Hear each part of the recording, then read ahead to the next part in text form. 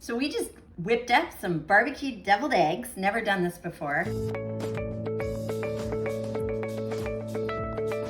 So here I've got my eggs, and I obviously scooped out the yolk, and we added some dry barbecue rub, some mayonnaise, relish, mustard, chicken.